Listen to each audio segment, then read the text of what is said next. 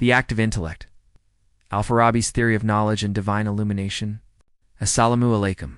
Welcome to Sufi Essence with Hammad Syed.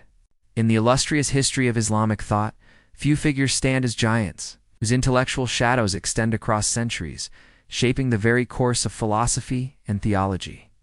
Among them, Abu Nasr al-Farabi, revered as the second teacher after Aristotle, holds a place of unparalleled importance. His works, though often dense and technical, laid the philosophical groundwork for the golden age of Islamic intellectualism. Today we embark on a profound journey into the very heart of his metaphysical system. His intricate and revolutionary theory of the active intellect al-faal. While the title message in the mind may not be a recognized work of al-Farabi, it perfectly encapsulates the profound subject we are about to explore.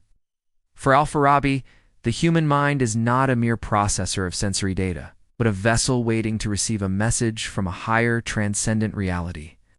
This message is knowledge, and the sender is the active intellect, a concept that serves as the linchpin of his entire philosophical cosmology.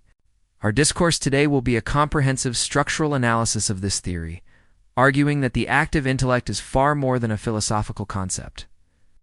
It is the cornerstone of a system that meticulously bridges the gap between human cognition and divine emanation. We will show how this theory provides a rational explanation for the acquisition of knowledge, the phenomenon of prophetic revelation, and, crucially, how it became a foundational precursor to later Sufi concepts of divine illumination and the light of gnosis. Our journey will reveal how al-Farabi synthesized the rationalism of Aristotle with the cosmology of Neoplatonism to create a system that for centuries provided the intellectual scaffolding for Islamic philosophical and mystical thought. We will follow his logic from the highest realms of divine emanation down to the human soul, charting the path from potentiality to perfect knowledge. Part 1. The Metaphysical Framework, Emanationism, and the Hierarchy of Intellects. To understand the active intellect, we must first situate it within al-Farabi's broader metaphysical cosmology. Al-Farabi, like other Islamic philosophers, sought to harmonize the teachings of the Quran with the philosophical traditions of the Greeks, particularly Aristotle and the Neoplatonists. His solution was a sophisticated system of emanationism, where all of reality proceeds from a single ultimate source, the first being or the first cause. This being is God, who is perfect, simple, and absolutely one. Since a perfect being can only produce a perfect being, the first being, in its very act of self-contemplation, gives rise to a second entity, the first intellect. This first intellect is the initial emanation, a complex entity that contemplates both the first being and its own existence. From its contemplation of the first being, the first intellect gives rise to a second intellect in a celestial sphere. From its contemplation of itself, the first intellect gives rise to a celestial sphere.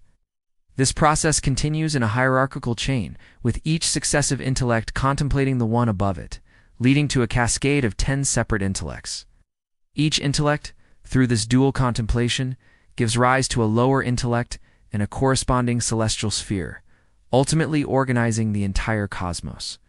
The 10 separate intellects form a cosmic hierarchy, a chain of being that descends from the utterly transcendent and simple first cause to the very edge of the material world. This is not a creation ex nihilo, but an eternal necessary procession. The 10th and final intellect in this chain is the active intellect al-faal. It is the closest intellect to the terrestrial world and serves as the great bridge between the cosmic, celestial realm of pure being and the earthly realm of form and matter. Its primary function is twofold. It gives form to the material world, and it illuminates the human soul. It is the repository of all universal forms and ideas, and it is the source from which all human minds receive knowledge. Al-Farabi's Metaphysics provides a rational and systematic framework for a monotheistic universe. He maintains the absolute unity and transcendence of the first cause, while explaining the diversity and complexity of the cosmos through a series of necessary emanations. This system allows him to account for the order of the universe, the movements of the celestial bodies, and, most importantly, the origin and nature of knowledge in the human soul. The active intellect is the final and most crucial piece of this grand metaphysical puzzle. It is the celestial agent that completes the emanationary chain and initiates the process of human knowledge and spiritual ascent. It is the cosmic message sender, waiting to communicate with the receptive human mind. Part 2.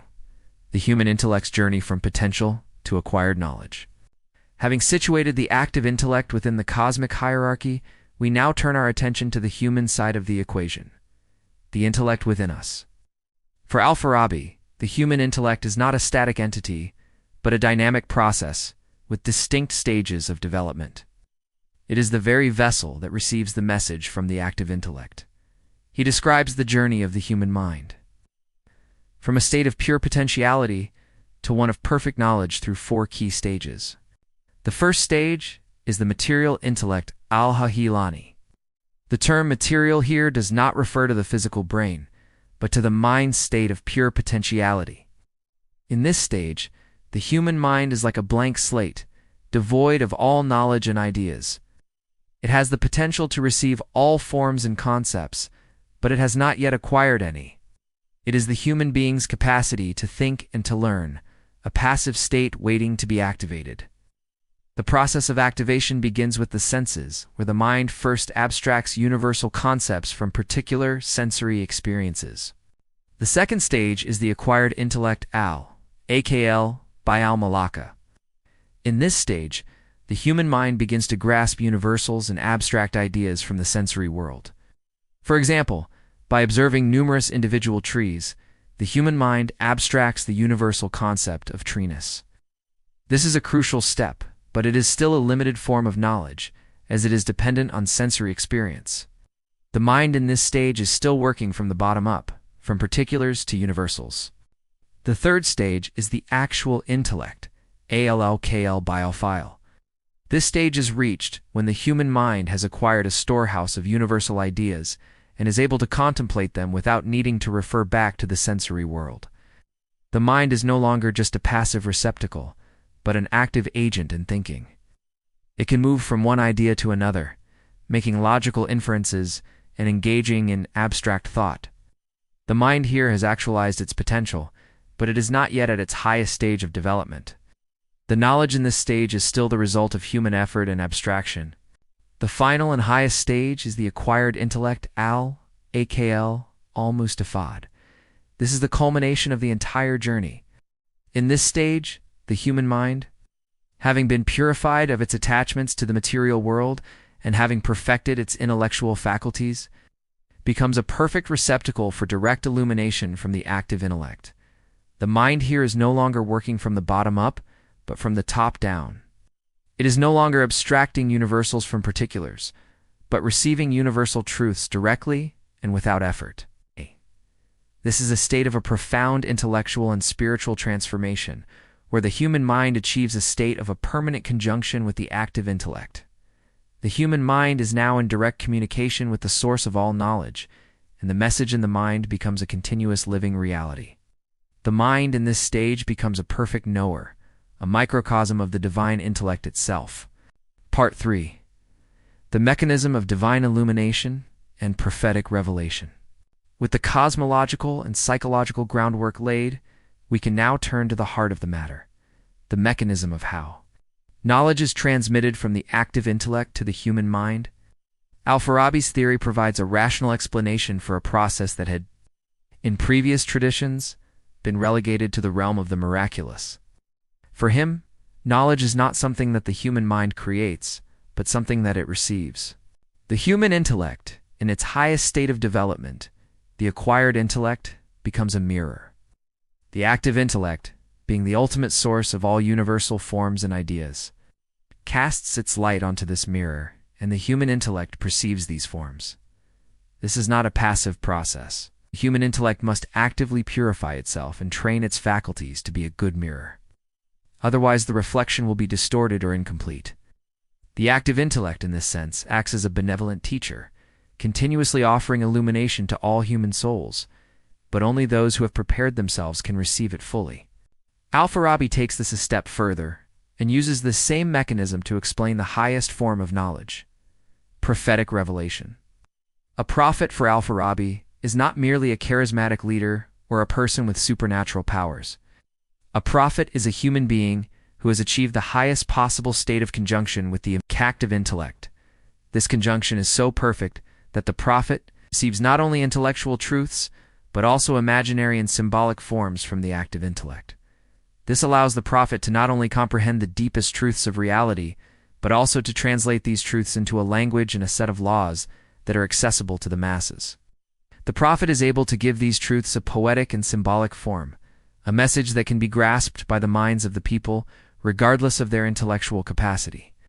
The prophet's ability to communicate these truths effectively is what makes him a political and religious leader. This is a profoundly important and controversial part of al-Farabi's philosophy. It provides a rational, philosophical explanation for prophecy, situating it within the natural order of the cosmos rather than the realm of the arbitrary and the miraculous. It places the prophet at the very pinnacle of human intellectual and spiritual development, making the prophet the ultimate philosopher king. The prophet, in al-Farabi's view, is the person who has perfected both the theoretical and the practical aspects of human life, and is therefore the ultimate guide for humanity.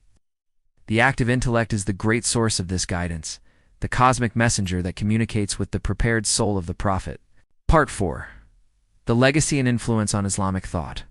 Al-Farabi's theory of the active intellect, though a product of a specific historical and intellectual context, cast a shadow that would define the course of Islamic philosophy and mysticism for centuries to come. His ideas were not only influential but also became a subject of continuous refinement, critique, and reinterpretation by later thinkers. The most prominent inheritor of al-Farabi's ideas was Ibn Sina Avicenna, who adopted and further developed the concept of the active intellect. For Ibn Sina, the active intellect played a similar role in the acquisition of knowledge, acting as the source of illumination for the human intellect. However, Ibn Sina was less explicit about the political and prophetic role of the active intellect, focusing more on its function within human cognition. He refined the stages of the human intellect and provided a more detailed account of how the mind moves from one stage to another. Ibn Sina's influence was so great that al-Farabi's theories were often transmitted through his works, making al-Farabi's ideas a foundational element of the entire Avicennian philosophical tradition. Beyond the realm of formal philosophy, al-Farabi's theory had a profound impact on the development of Islamic mysticism or Sufism.